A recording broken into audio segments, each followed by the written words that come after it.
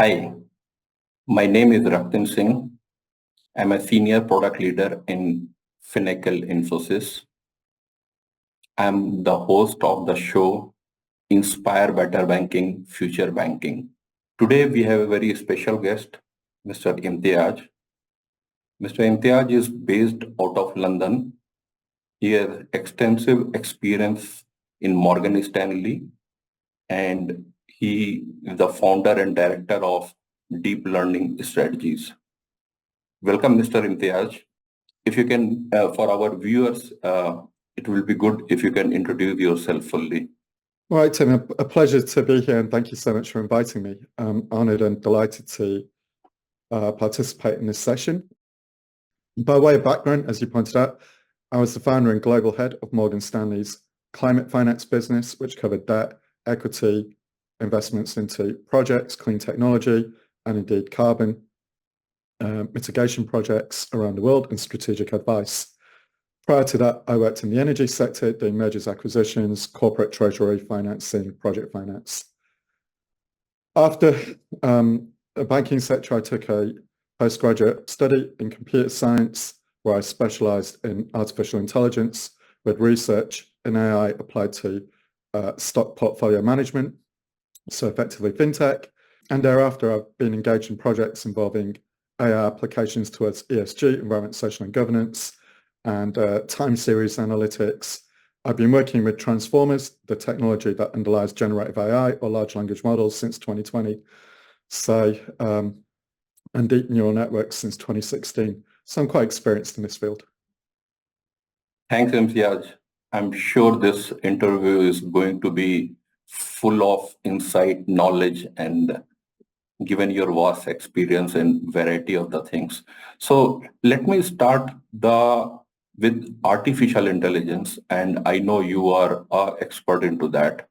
So with respect to artificial intelligence and generative AI, how do you see the impact of that, especially large language model in the banking and financial industries? Transformative, absolutely. If we take a step back and we think of the power of communication, for instance, and language, the large language models by definition are initially focused on language, but of course the transformer technology can work on both computer vision and indeed has been shown to work with time series. And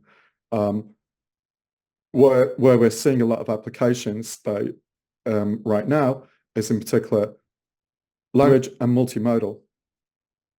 Now, if we take a step back and think about language, thousands of years ago, we developed a larynx, which allowed us to communicate with each other and to transfer information from one human to another.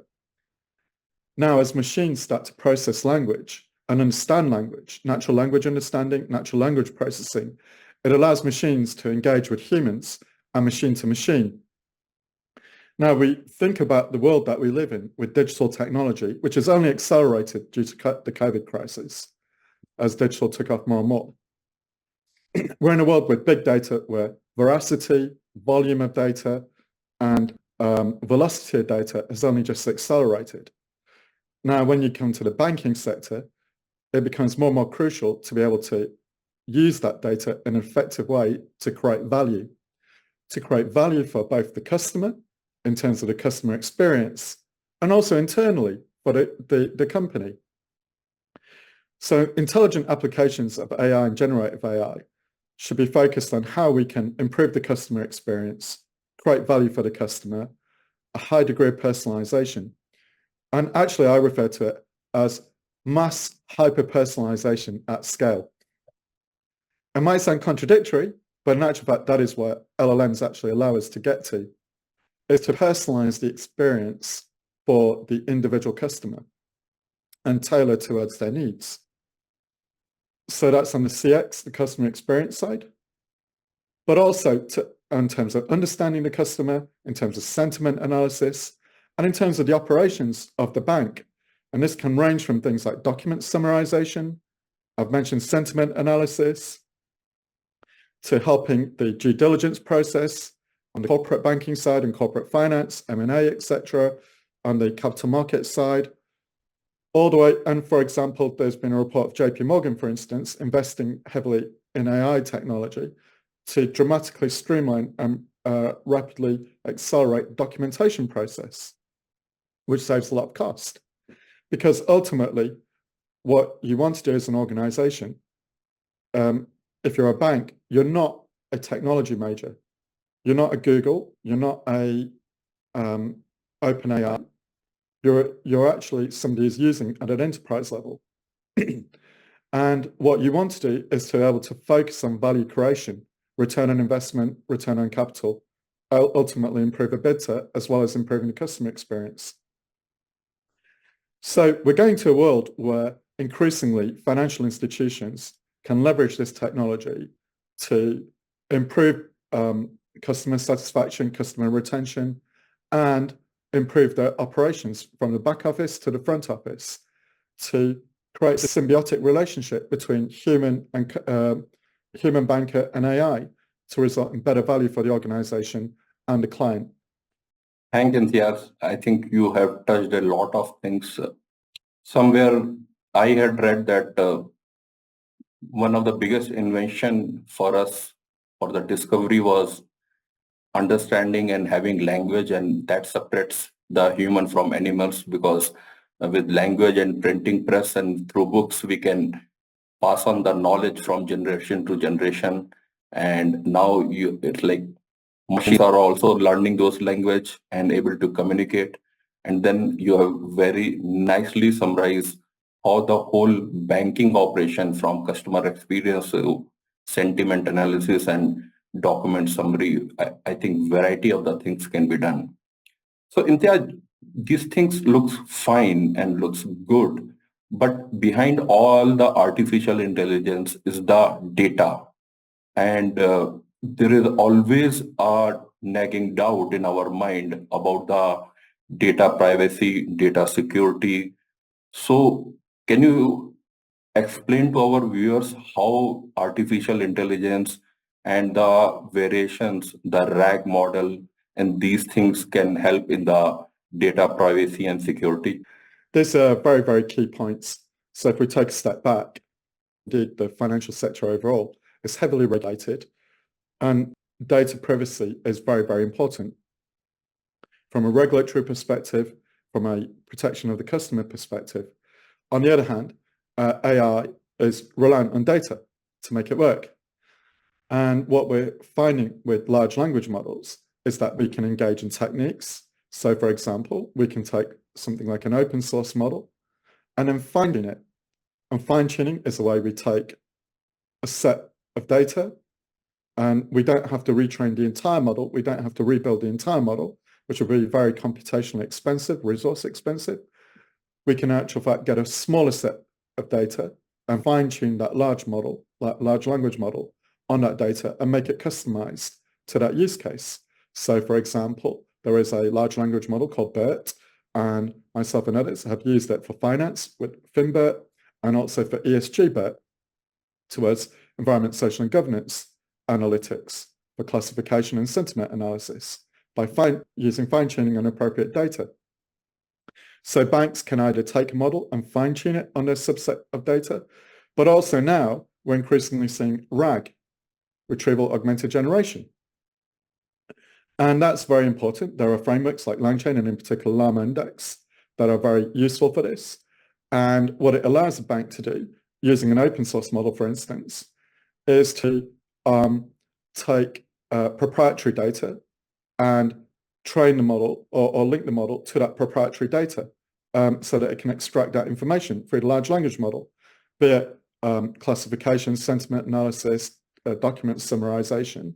That could be a PDF, it could be other sources internal to the company, to the bank, but it can be kept data secure. It can be run locally or on firm-specific cloud-based software that the company keeps control over the servers.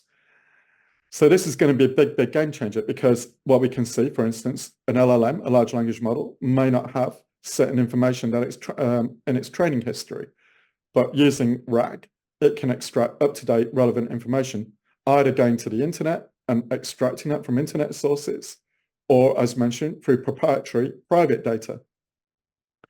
But again, now the banks can apply this in such a manner for appropriate architecture that they can keep the system closed internally and thereby keep the data privacy. And that is going to be a massive, massive game changer for the entire sector.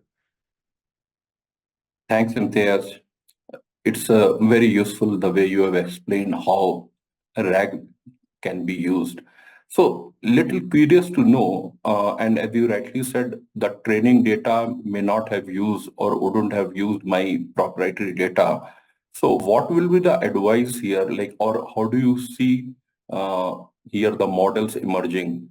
We take a model, large language model, let's say it get trained on that country specific data or the geo specific data, and after that maybe for the each bank the proprietary data get used, because I'm coming with the context of training those large language model is costly.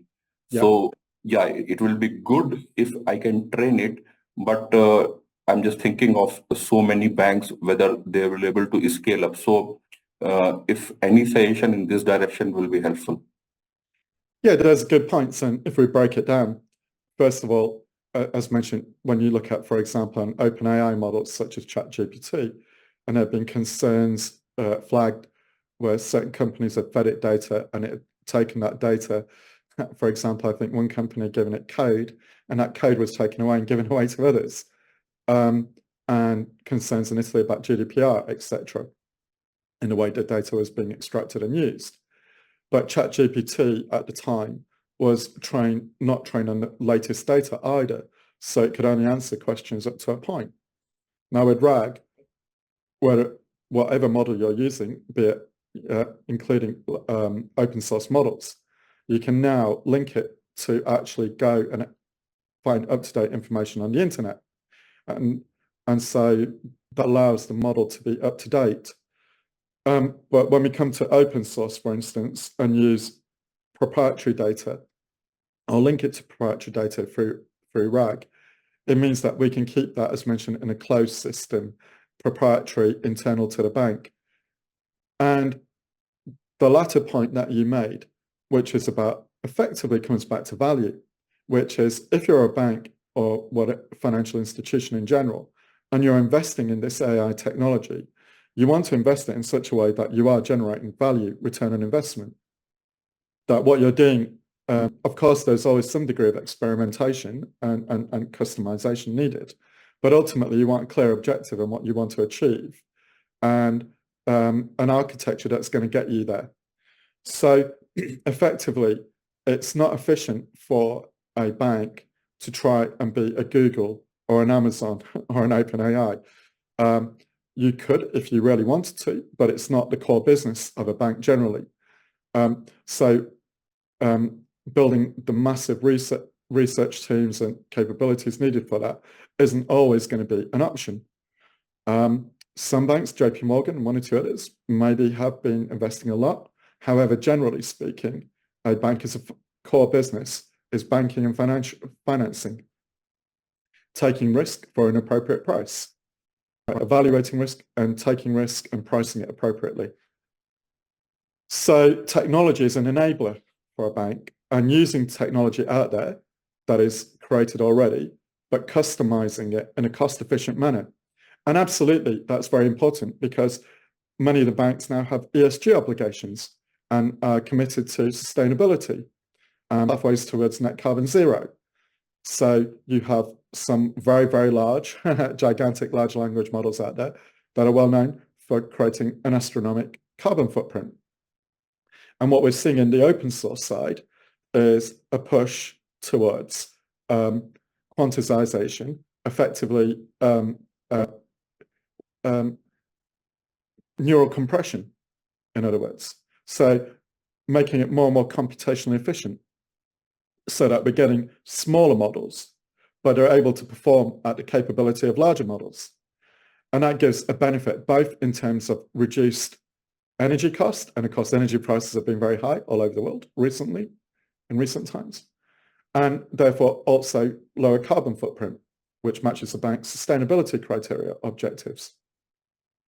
So as I say, increasingly, there are a number of open source solutions that are using techniques that result in smaller models being able to compete with larger models. We don't necessarily need to go into all the details, things like LoRa and other techniques that are being used out there. There is increasing trend towards something called mixture of experts as well, that can also yield in benefits and computational complexity or computational resources. But increasingly, we're going to see more and more innovation in that space, getting to models that are lighter, but highly capable. And if I was a bank, I would certainly be looking at those, both from a cost perspective, from a utilization, perspective, because ultimately, as you pointed out, Raktim, you want to scale this, and you want to scale this across your entire user base. But if you can't scale it and the cost is so astronomical, then you won't generate return on investment, and you're going to generate high carbon footprint as well. So that's going to be a key objective for the banks, and the technologies are out there to do it efficiently. Thanks, Imtiaz. Very useful information, I think, for all our viewers. And you have touched upon on ESG, but I'll want, given your vast experience in the energy sector and in your earlier roles also. So what else bank can do to for sustainability and towards ESG goals? Overall, what will be your advice and your thought process here? Thank you, Raktim. Again, that's a very salient point. What we're seeing increasingly is a push towards green finance, with sustainability development reporting pushed by the international accounting boards, etc., the IFRS. I think there's S1 and S2 standards that are coming out, which being adopted in the UK, across Europe and other areas, other regions over time. And local regulations as well that are pushing sustainability. So if we take a step back, what we need, if we take a step back and evaluate this, what a bank needs to do is to consider the objective and how data assists this, because so much isn't available in the data, as you pointed out before, in terms of ESG itself. Now, when a bank may be evaluating whether the ESG scores of a particular company or whether a loan it's going to make is sustainable, for example, a sustainability-linked loan or a sustainability-linked bond or a green bond, it can use data to assess that. It can use data to assess its own portfolio of loans, its own portfolio of bonds, and its assets.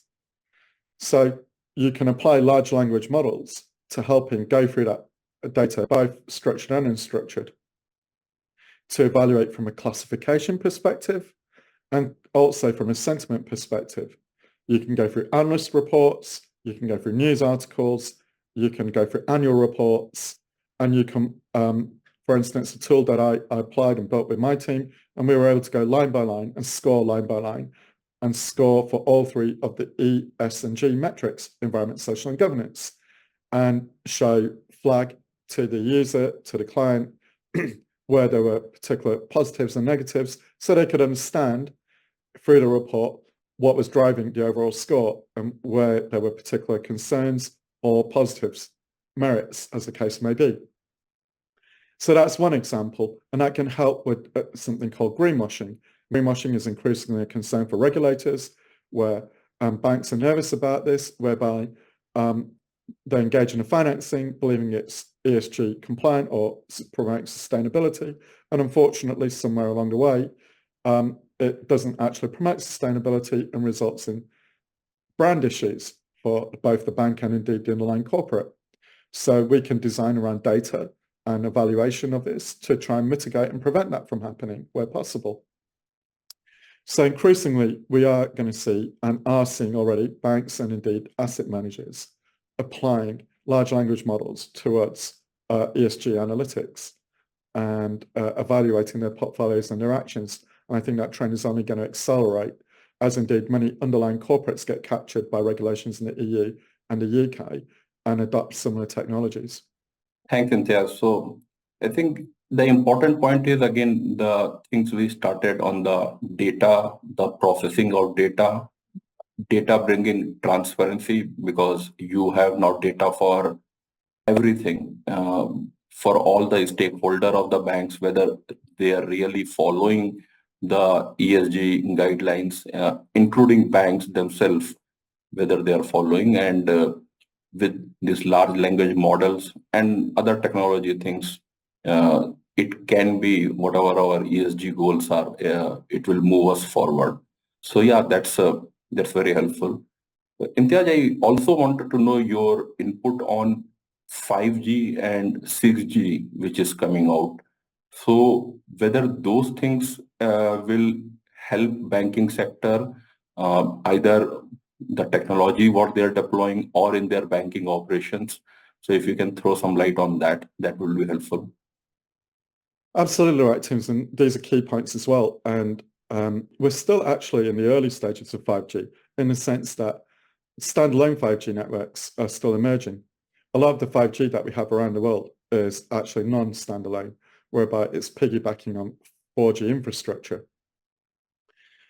But increasingly, we're starting to see standalone 5G starting to emerge and scale. And as that happens, you get the full benefits of 5G, which is going to enable more and more virtualization, more and more machine-to-machine communication.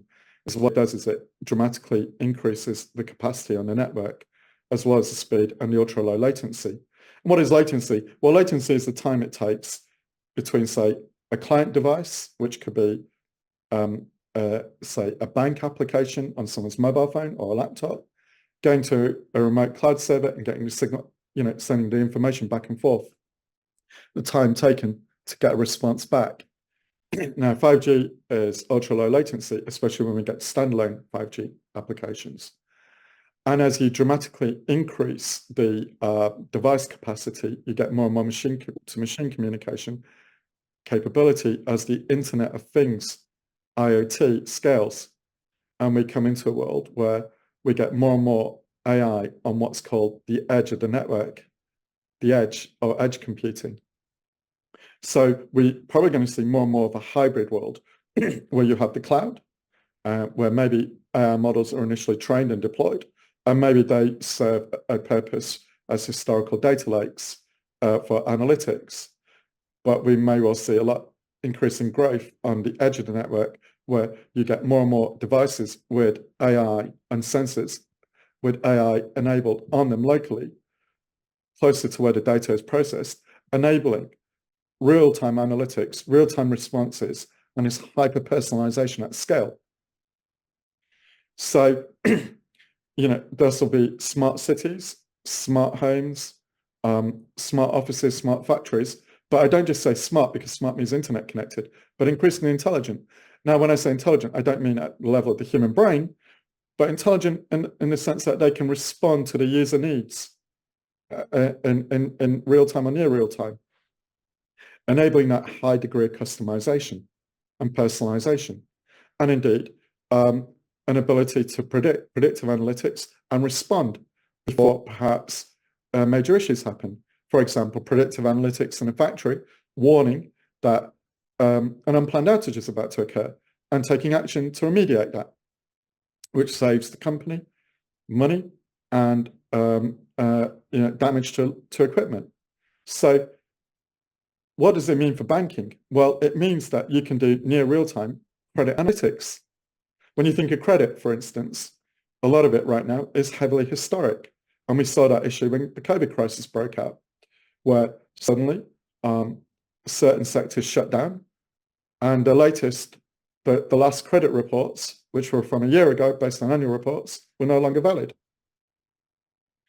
So if we go to a world where you've got credit analytics, because you can see what's going on with devices and machines, etc., real-time or near real-time, allows you to do near real-time credit analytics and assess financing opportunities for those companies.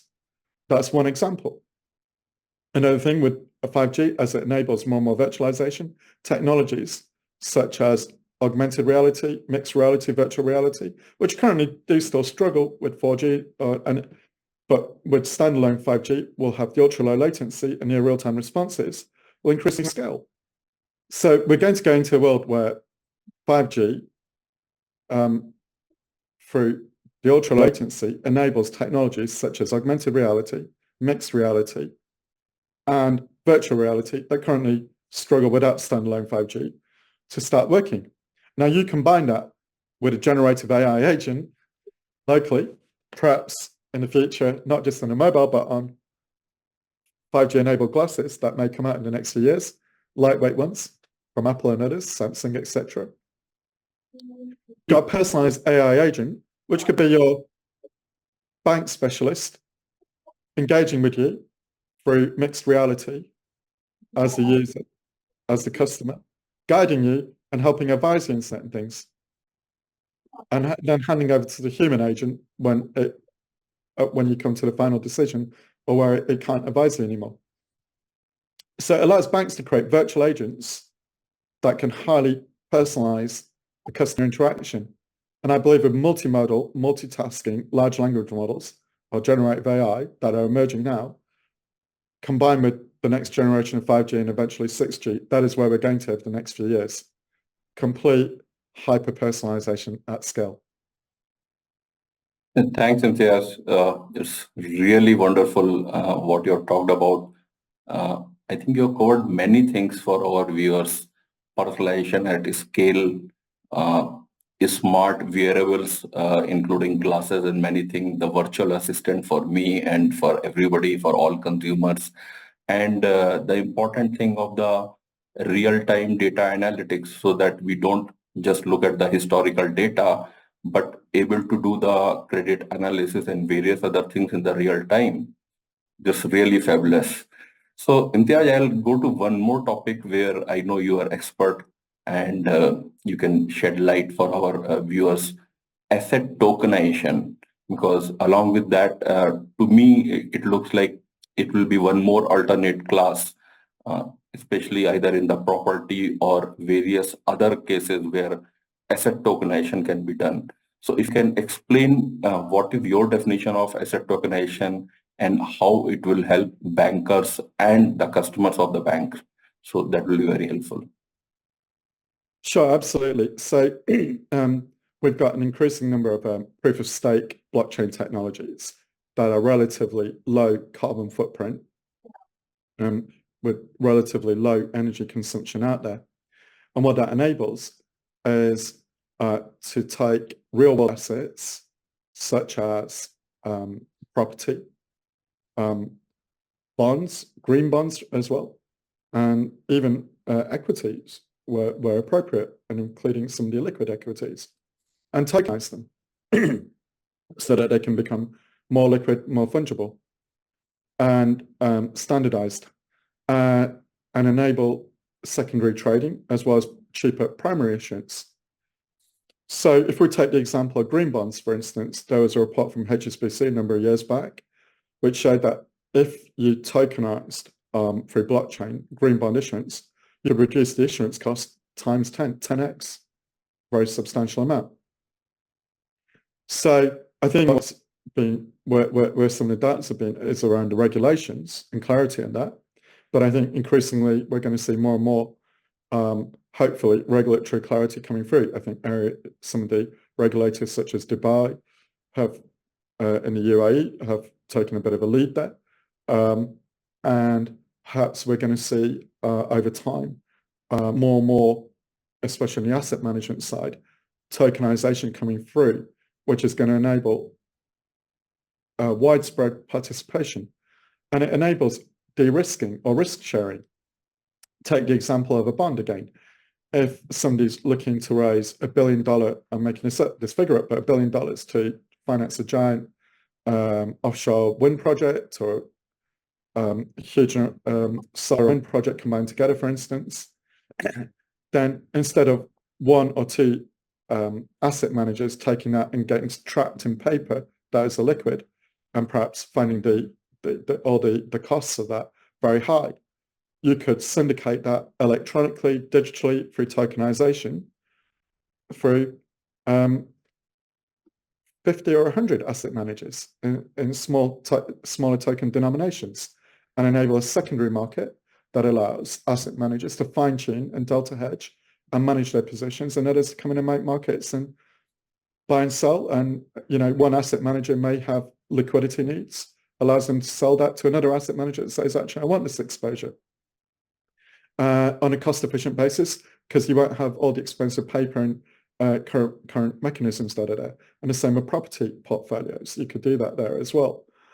So I think that's where we're going to increasingly go. And then you could overlay that with generative AI, because with generative AI, you can do a lot of portfolio analytics for the asset managers to help both portfolio construction and portfolio risk management.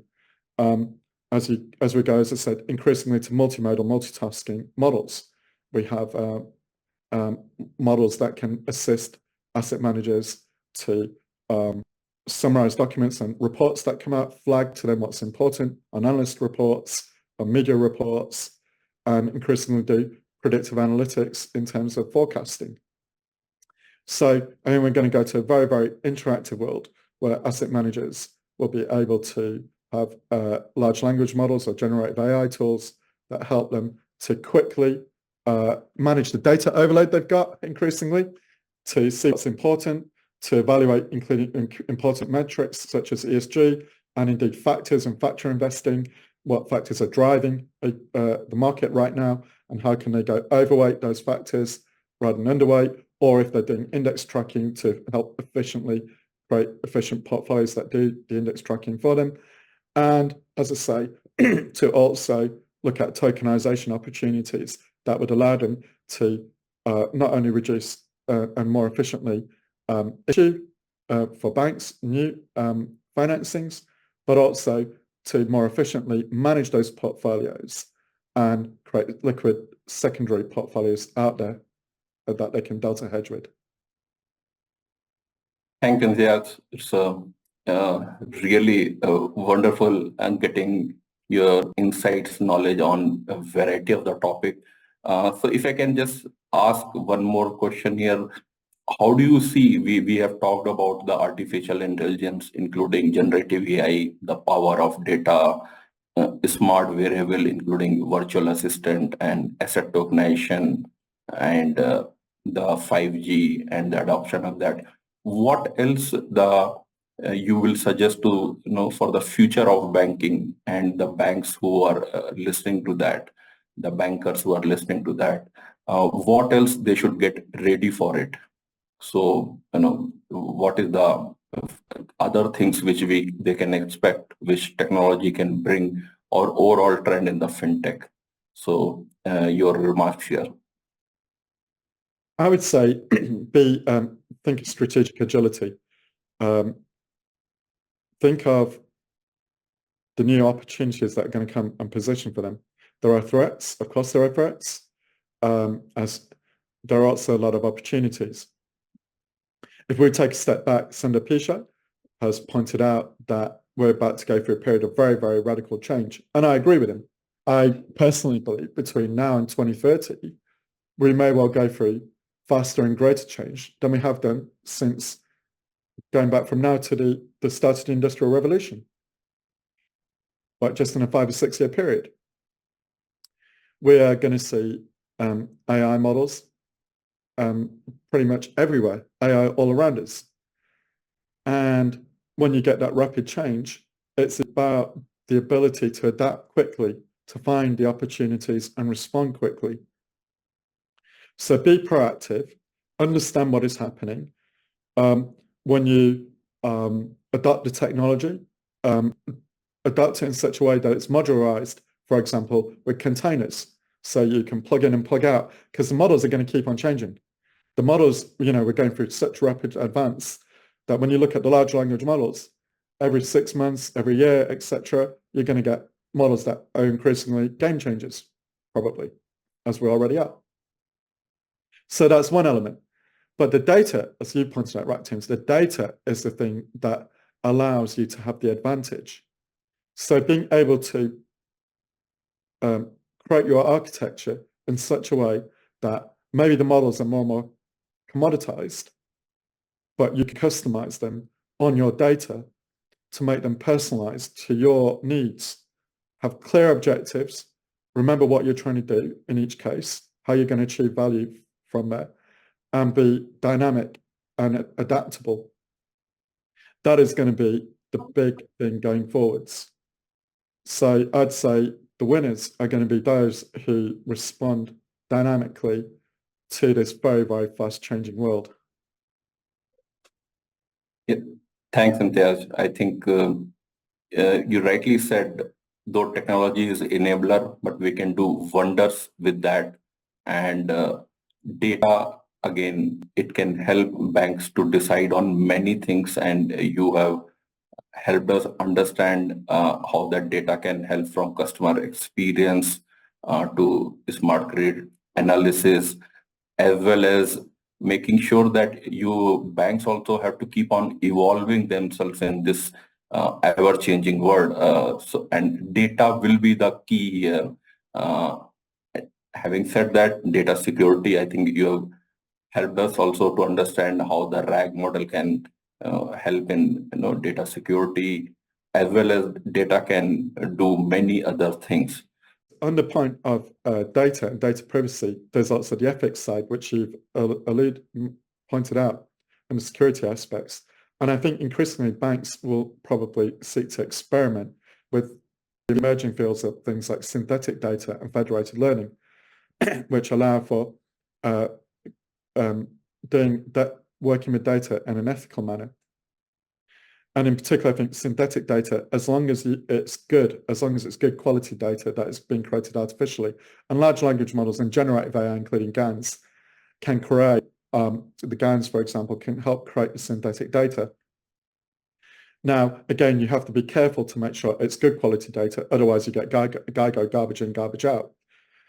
So increasingly think carefully how you're going to architect that and test it robustly.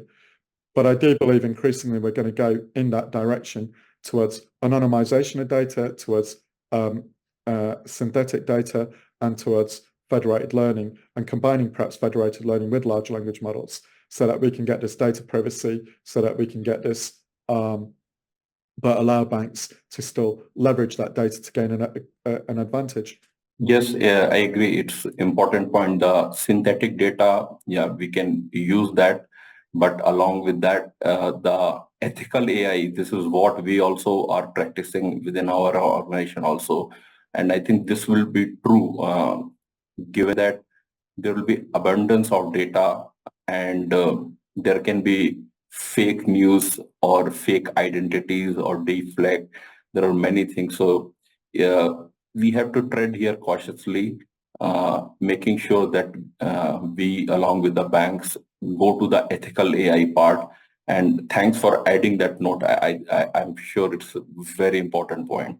So once again, thank you, Imtiaz, for joining us here, and looking forward to meet you again. Thank you. Thank you very much.